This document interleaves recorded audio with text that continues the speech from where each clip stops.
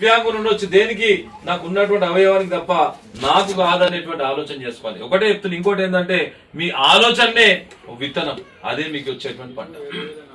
ఇప్పుడు ఉన్నటువంటి రాజు ఉన్నాడు, రాజు ఆయన పిహెచ్డి చదువుతుందంటే ఆయన ఒక సంకల్పం ఉన్నది.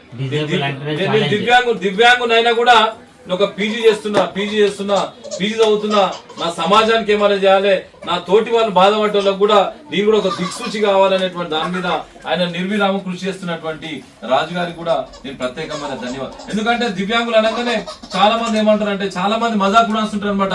దివ్యాంగులు అంటే ఏం రాబాయ్, మీకు రిజర్వేషన్ వస్తుంది, 5% రిజర్వేషన్ వస్తుంది, జాబ్ ఈజీగా వస్తుంది, దాని తర్వాత నీకు పెన్షన్ వస్తుంది, అవి వస్తుంది ఇవి వస్తుంది అని ముచ్చట చెప్తారు. నొక్కడు కొడుతూనే సకలాంగులు ఉన్నారు కదా, సకలాంగులు ఒక్కొక్క రోజు చెప్తున్నా కదా, దివ్యాంగులు లేక ఒక్క నిమిషం కూడా బతకలేదు, ఒక్క నిమిషం కూడా బతకలేరు అంటారు. ఒక్క నిమిషం కళ్ళు మూస్తేనే కింద మీద అయితే రెండు సార్లు చేతులు కింద మీద అయితే పని చేయకపోతే కింద మీద అయితే, కాలు పని చేయకపోతే కింద మీద, చెవులు ఎంపియకపోతే కింద మీద, మాట రాకపోతే కింద మీద పరిస్థితి కనుక దయచేసి చెప్తున్నా కదా, సకలాంగులు ఎవరైతే నిజంగా చెప్తున్నా కదా, దివ్యాంగులను నిజంగా గొప్ప వ్యక్తులు ఎవరైతే దివ్యాంగులను నిర్లక్ష్యం చేస్తారో, దివ్యాంగులను ఇన్సల్ట్ చేస్తారో, దివ్యాంగులను అటువంటి దాని మీద మజాక్ చేస్తారో, వాళ్ళు నిజంగా చెప్తున్నా కదా, వాళ్ళు నిజంగా చెప్తున్నా వాళ్ళు ఆ రకమైనటువంటి వ్యక్తులు తప్ప మీరు కాదనేటువంటి విషయాన్ని కూడా మీకు అందరూ కూడా మనస్ఫూర్తిగా తెలియజేసుకుంటా. మీ లోపల అచంచలమైన శక్తి ఉన్నది కనుక ఆ శక్తిని ఎట్లా వెలికి తీయాలనేటువంటి ఆలోచన చేసుకునేటువంటి ప్రయత్నం చేయాలనేటువంటి విషయాన్ని కూడా మరొకసారి తెలియజేసుకుంటా. ఎందుకంటే